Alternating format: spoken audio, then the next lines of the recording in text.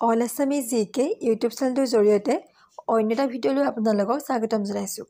যিসকলে নতুনকৈ চাই আছে তেওঁলোকে ছাবস্ক্ৰাইব কৰি ল'ব যাতে আগলৈ এনেদৰে ভিডিঅ'সমূহ পাই থাকিব পাৰে। আজিলৈ আহিছোঁ ইতিহাসৰ কেইটামান গুৰুত্বপূৰ্ণ প্ৰশ্ন উত্তৰ। কুৱেশ্যন নম্বৰ 1, কোনজন আহোম ৰজাই প্ৰথমবাৰৰ বাবে বৰফুকন পথৰ সৃষ্টি কৰিছিল? Option A Chakradhwaj Singha, option B Rudra Singha, option C Pratap Singha, option D Gadadhar Singha. ইয়াৰ শুদ্ধ উত্তৰটো হৈছে option C Pratap Singha. Question number 2, Borphukan ক'ৰ ৰাজ্যপাল আছিল? অপশ্যন এ কামৰূপৰ, অপশ্যন বি শদিয়াৰ, অপশ্যন চি মৰংগীৰ, অপশ্যন ডি শুলালৰ। ইয়াৰ শুদ্ধ উত্তৰটো হৈছে অপশ্যন এ কামৰূপৰ। কুৱেশ্যন নম্বৰ 3, বৰবৰুৱা আৰু বৰফুকন খিতাপ কাক দিয়া হৈছিল? অপশ্যন এ ডাঙৰীয়াসকলক, অপশ্যন বি ৰাজকীয় বিষয়াসকলক, অপশ্যন চি পাত্ৰমন্ত্ৰীসকলক, অপশ্যন ডি ওপৰ এটাও নহয়। ইয়াৰ শুদ্ধ উত্তৰটো হৈছে অপশ্যন বি ৰাজকীয় বিষয়াসকলক। কুৱেশ্যন নম্বৰ 4, আহোম ৰাজ্যৰ প্ৰথম বৰফুকন কোন আছিল? Option A Lalukshola Borphukan, option B Langi Panisiya Borphukan, option C Lachit Borphukan, option D Badanchandra Borphukan. ইয়াৰ শুদ্ধ উত্তৰটো হৈছে option B Langi Panisiya Borphukan. Question number 5, অসুৰৰ আলিৰ চুক্তি বা সন্ধি কেতিয়া স্বাক্ষৰিত হৈছিল? অপশ্যন এ 1682 চনত, অপশ্যন বি 1639 চনত, অপশ্যন চি 1670 চনত, অপশ্যন ডি 1671 চনত। ইয়াৰ শুদ্ধ উত্তৰটো হৈছে অপশ্যন বি 1639 চনত।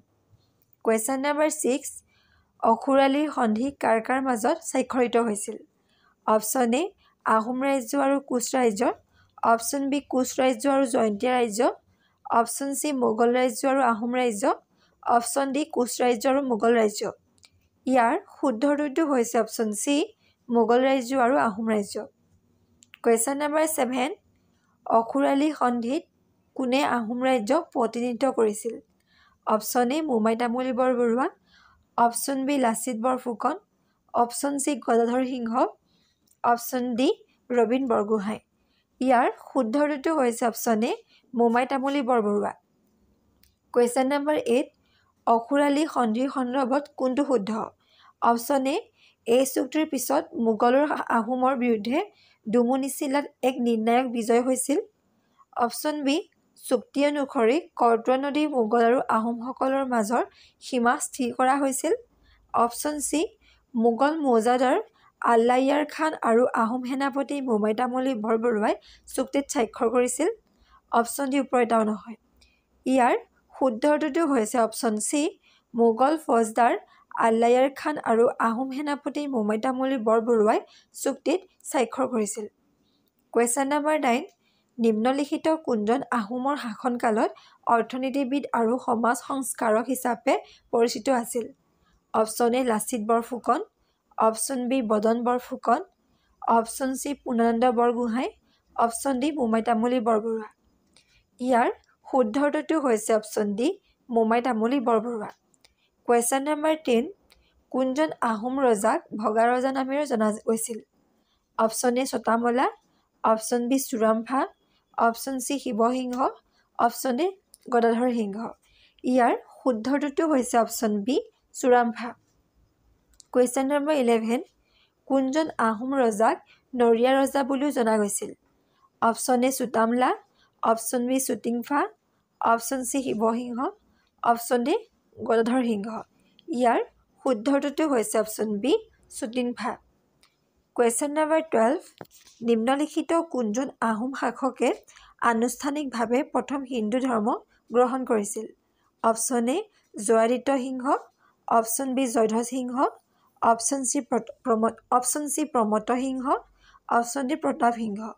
ইয়াৰ শুদ্ধ উত্তৰটো হৈছে অপশ্যন বি জয়ধ্বজ সিংহ।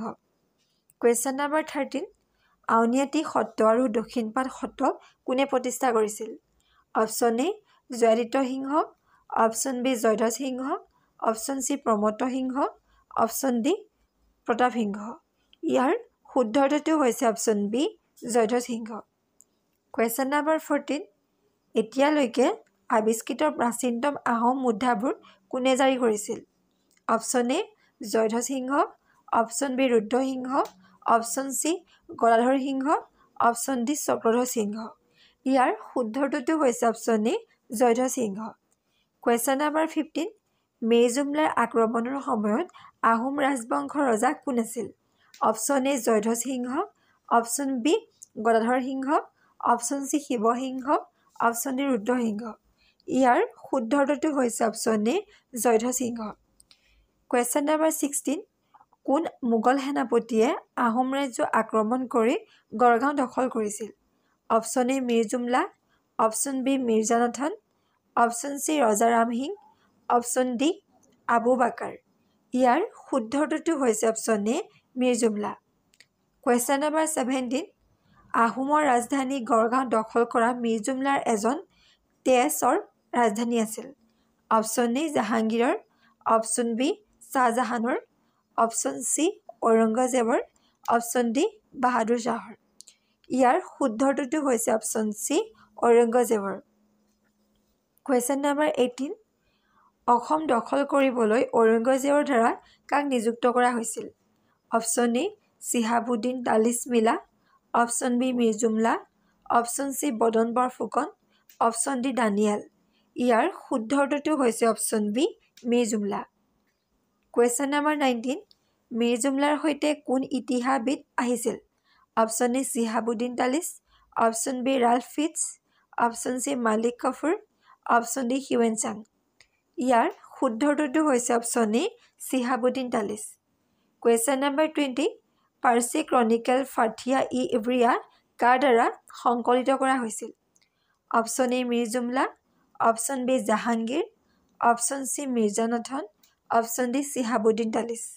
ইয়াৰ শুদ্ধ উত্তৰটো হৈছে option D Shihabuddin Talish question number 21 নিম্নলিখিত কোনজন ৰজাক ভগনীয়া ৰজা বুলি জনা যায় option A Jayadhwaj Singha option B Rudra Singha option C Shiva Singha option D Gadadhar Singha ইয়াৰ শুদ্ধ উত্তৰটো হৈছে option A Jayadhwaj Singha question number 22 Ghiladhari ঘাটৰ সন্ধি কোন চনত স্বাক্ষৰিত হৈছিল অপশ্যন এ 1635 চনত অপশ্যন বি 1663 চনত অপশ্যন চি 1673 চনত অপশ্যন ডি 1675 চনত ইয়াৰ শুদ্ধ উত্তৰটো হৈছে অপশ্যন বি 1663 চনত কুৱেশ্যন নম্বৰ 23 1663 চনৰ জানুৱাৰী মাহত হোৱা ঘিলাধাৰী ঘাটৰ চুক্তিত মোগল সেনাপতি আহোমসকলে স্বাক্ষৰ কৰিছিল option A Shihabuddin Talish option B Mir Jumla option C Badan Borphukan